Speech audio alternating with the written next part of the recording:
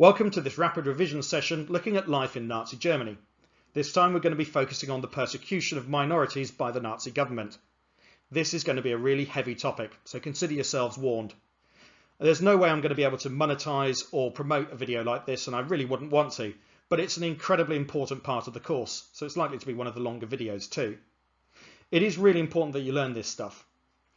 This particular course finishes in the year 1939 with the outbreak of the Second World War.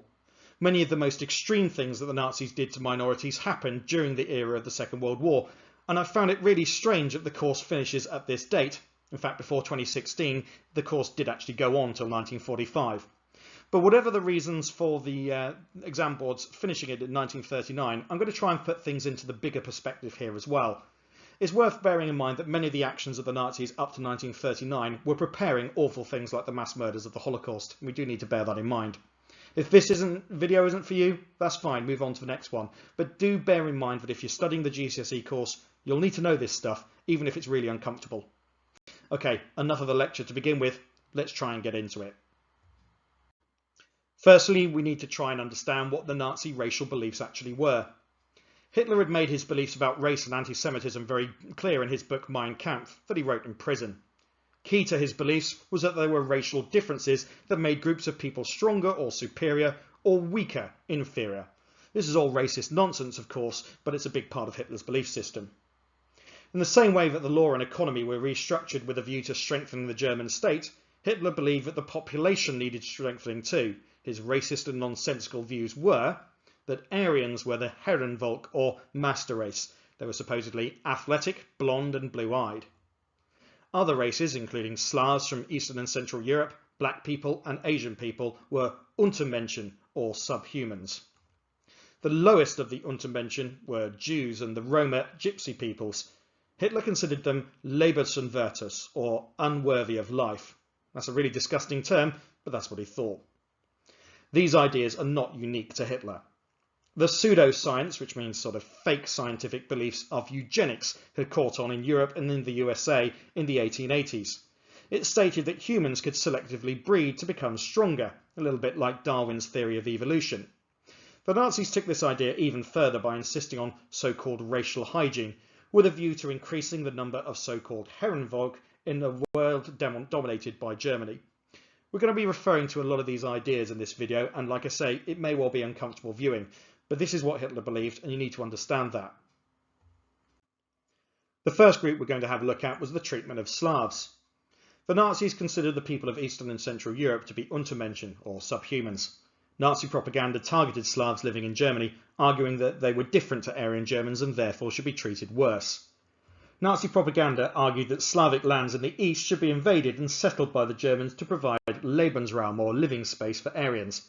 This was of course attempted by the German campaigns of conquest in World War II, starting with, for example, the invasion of Poland and then the USSR. That wasn't all though. Gypsies, or Roma and Sinti people, were also targeted. The umbrella term gypsies tended to have been used most often. The Nazis used the term gypsies for Roma and Sinti people who led a traveller lifestyle and who were considered racially different to other Germans. There were under 30,000 gypsies in Germany before World War II, but the Nazis argued that their lifestyle threatened racial purity without contributing enough in work and taxes. From 1936, many were rounded up and placed in camps with terrible living conditions. Many died of disease. In 1938, a register of gypsies was established. This intended to test their race and citizenship. If they failed this so-called rigged test, they lost their citizenship. In 1939, in common with Jews, gypsies were told that they were to be deported. World War II prevented this, so most found themselves put inside concentration camps instead. Another group that was targeted were homosexuals.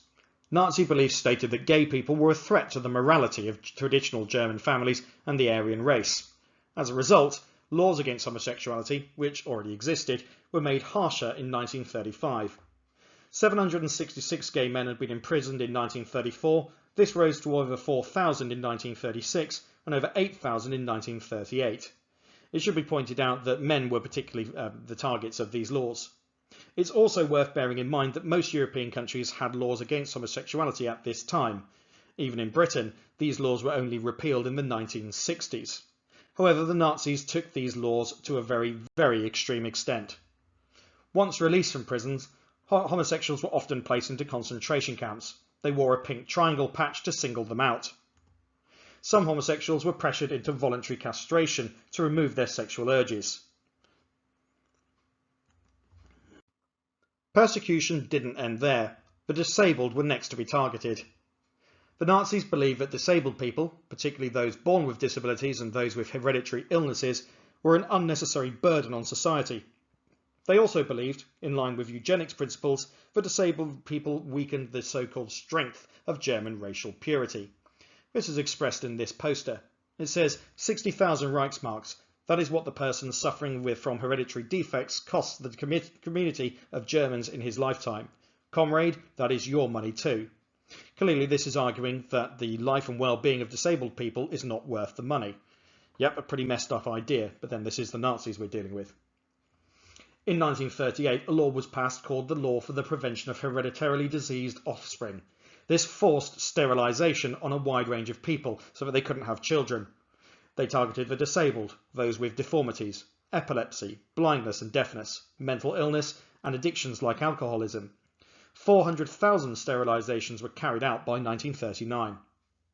In 1939, the Nazis ordered the killing of babies who were born with disabilities by starvation or overdoses of drugs. This was later extended to people up to 17 years old and was known as the T4 programme. 5,000 people were killed in this way, and indeed this was the first time that the Nazis experimented with poison gas and disguised showers in order to murder people, something of course they would later apply to Jewish people in the Holocaust during the war years. Unusually though, the T4 programme was ended. Public pressure ended the T4 programme in 1941, at least publicly, although in truth it continued in secret until 1945. The Nazis felt that during the war it wasn't worth having the argument with the public when they had bigger things to worry about. It wasn't because they had a change of heart over their treatment of disabled people. The biggest element of Nazi persecution, though, was anti-Semitism, or hatred of Jewish people, and so therefore we're going to have a look at this one in most detail. The cornerstone of Nazi racist beliefs was hatred of Jewish people, what we call anti-Semitism. That had existed in Europe for centuries all over. Jewish communities are often somewhat apart from their Christian neighbours, who sometimes blamed Jews for Christ's crucifixion. Successful Jews in businesses also faced jealousy. In Germany, this was even more pronounced. Germany was a new country. The promotion of heroes to unite the nation also involved the creation of enemies, such as communism and Jews. In hard times, such as Germany faced after World War I, people looked for people to blame. We call these people scapegoats. They're not actually to blame, they're just blamed for it. The stab in the back legend blamed Jewish people for Germany's defeat in the war. Nazi propaganda increased even moderate people's anti-Semitism, making it easier to persecute Jewish people later on. The Nazis knew that German society would not accept mass murder right away. Therefore, persecution gradually got worse. One of the first actions that Nazis took against Jewish Germans was a national boycott of Jewish shops on April 1, 1933. As we can see in the photographs, members of the SA intimidated people and told them not to buy from Jewish businesses. In truth, support for this was patchy. Many Germans felt that they'd always used these shops and they weren't going to stop just for a bunch of brown shirts outside. But as we will see, gradual propaganda and gradual increases in persecution changed many attitudes. In 1935, the severity of persecution increased dramatically with what was called the Nuremberg laws. On the 15th of September 1935, to keep the right wing of the party happy, the Nazis introduced laws that limited the freedom of Jewish Germans. We'll consider the impact of each of these now. One of these laws was called the Reich Law on Citizenship. This law stated that only those of so-called German blood could be citizens. This excluded Jews. Therefore, Jews lost their citizenship and most legal protections. Jews lost the right to vote, hold a government office and have a passport. Jewish Germans were forced to wear a yellow Star of David patch on their clothes when in public. This last part allowed anyone, authorities or ordinary Germans, to target Jewish people with abuse in public. Next, there was the Reich Law for the protection of German blood and honour. This law limited the personal relationships of Jewish Germans. Jews were forbidden from marrying or having sexual relations with German citizens. Here we can see some SA members who are publicly humiliating a couple. They are holding signs around their neck that are explaining that this is a German woman and a German Jewish man who have got into a relationship. They are being humiliated for their so-called crime. As it was, the Nazis noticed that there was very little opposition to these early laws, and so they felt able to go further. This saw a worsening of persecution, particularly from 1938. From this time, Jews were required to register their belongings, making them easier for the government to steal and confiscate if they wanted to. Jews were required to carry an identity card to further ease the process of public humiliation and persecution. Men were forced to take the name Isaac, and women the name Sarah, again making them easier to identify. Then in November, the most serious attack yet came. On the 7th of November, a Polish Jew, Herschel Greenspan, shot German diplomat Ernst von Rath in the German embassy in Paris. He died 2 days later. Goebbels saw this as an opportunity to unleash a wave of violence against Jewish Germans. On the 8th of November, he sent out the SA to attack Jewish property. Then things escalated. 5 years of his propaganda had primed the German people for this moment.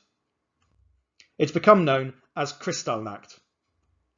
On November the 9th, 1938, a mass pogrom or anti-Jewish riot was unleashed across Germany, encouraged by Hitler and Goebbels.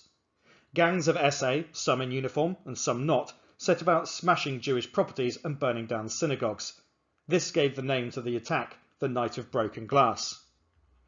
Some Germans looked on in horror, but most were too scared to stop anything, and many others willingly joined in the violence themselves. 814 Jewish-owned shops were destroyed.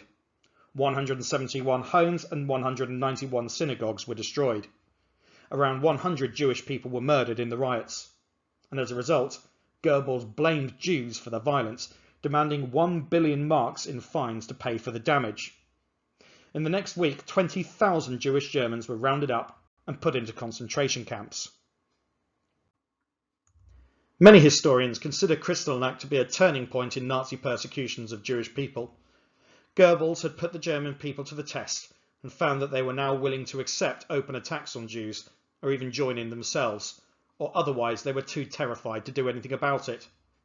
In January 1939, a law was passed to evict all Jews from Germany. Reinhard Heydrich of the SD and Gestapo was given the task of deporting Germany's Jews. In the event, the outbreak of war in September 1939 made this impossible. Instead, Heydrich would become instrumental in organising the Holocaust, the mass murder of 6 million Jewish people. These included German Jews and millions more who came from countries that Germany later invaded. But that is not within the date range of this particular course, so we'll go no further with that at this time. How was all of this possible? Why weren't the Nazis stopped? Well, many Germans ignored what was happening, perhaps thinking it was nothing to do with them, or preferring to tell themselves that it wasn't real. They just turned away because that was easier. Many were too scared to stand up to the Nazis because of the threat of the Gestapo and SS after 6 years of Nazi rule. Perhaps most chillingly, though, most had been convinced that the attacks were justified by years of prejudice and dehumanising propaganda. Jewish people themselves were powerless, at least to resist these laws and the attacks. In any case, the horrors that awaited them were, at the time, impossible to predict or comprehend. Even those sent to the concentration camps after Kristallnacht could not have predicted the nature of the mass murder that was to come. In hindsight, it's easy to forget that. Jewish people were able to resist, but often this was a personal resistance, hanging on to personal identity or personal traditions or religious practices. But they weren't able to do anything about the murder that was to come. We'll recap the final points. Perhaps understandably, the best known aspect of Nazi rule was its horrifying persecution of anyone who didn't fit Hitler's racial ideal. Nazi racism was based on historic anti-Semitism and more modern eugenics. Nazis considered Aryans a master race and others as subhuman or even unworthy of life. Nazi policies persecuted, imprisoned and murdered Slavs, gypsies as they called them, this is the Roma and Sinti people, homosexuals and the disabled. Most of all, Nazi beliefs blamed Jews for Germany's problems. Persecution of Jews gradually escalated. It started with boycotts of shops, moved to restrict Jewish citizenship and personal rights, until it culminated in physical attacks like Kristallnacht in 1938. The mass imprisonment of Jewish people and the events of World War II would later lead to the Holocaust, in which 6 million Jewish Jews were murdered. Although we shouldn't truly separate the Holocaust that happened in World War II from the early events of the Holocaust after Hitler came to power. They're intimately connected, and the murders during the World War II era could not have happened had the Jewish people not been dehumanised before. German people did little or nothing to stop these persecutions. This was not likely going to be due to ignorance. Most people knew what was going on, and there was even a fair idea of what was going on in the rest of the world too. This was more likely the result of fear of the Nazis, or more chillingly, agreement with their policies. This has probably been one of the most difficult and heavy subjects I've had to cover in one of my online lessons, so I hope it's been useful to you, even if it's not been very enjoyable. For now, I'm just going to say that if you've watched it this far, very well done. It's going to be really important for your studies, as this is such an important part of this course, but I'm going to leave it there. Thanks for watching. I hope you've learned something from it, and goodbye.